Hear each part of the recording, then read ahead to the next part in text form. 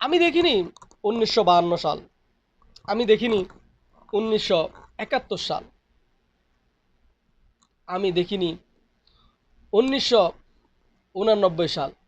তবে আমি দেখেছি 2024-এর 5ই আগস্ট।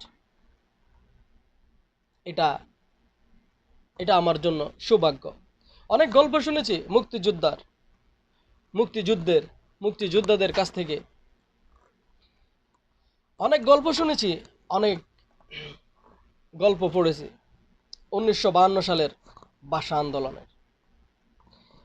অনেক আমরা গল্প শুনেছি, আমাদের যে জেনারেশন তারা কিন্তু দেখেনি।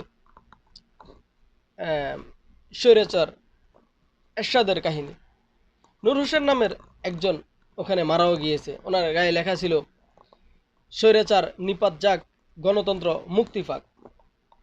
আমরা সেটিও দেখিনি, কিন্তু আমরা 2024 সালের 5ই আগস্টের সাক্ষী।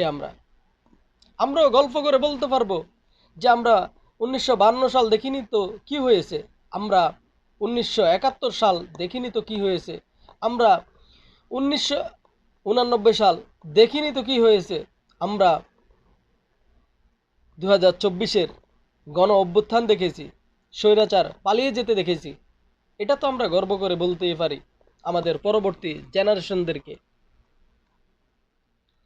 আজকে সেই স্বৈরাচার পালিয়ে যাবার 1 বছর পূর্ণ হলো।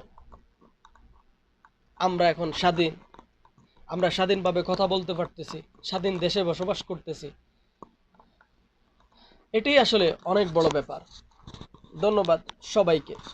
এই আন্দোলনে যারা শহীদ হয়েছে তাদের প্রতি বিনম্র শ্রদ্ধা, আর যারা আহত তাদেরকে আল্লাহ তাআলা যাতে সুস্থতা দান করুন, আর সরকারের কাছে আবেদন থাকবে তাদেরকে চিকিৎসার ব্যবস্থা করে দিবেন। তাদের জন্যই আমরা পেয়েছি স্বৈরাচার মুক্ত একটি বাংলাদেশ, স্বাধীন একটি বাংলাদেশ, যেটাকে ভারতের কলোনি বানানো হয়েছে। এই রকম একটি বাংলাদেশ থেকে আমরা মুক্ত হতে পেরেছি। এই বীরদেরকে আমরা সম্মান করতে শিখব এবং সম্মান করব।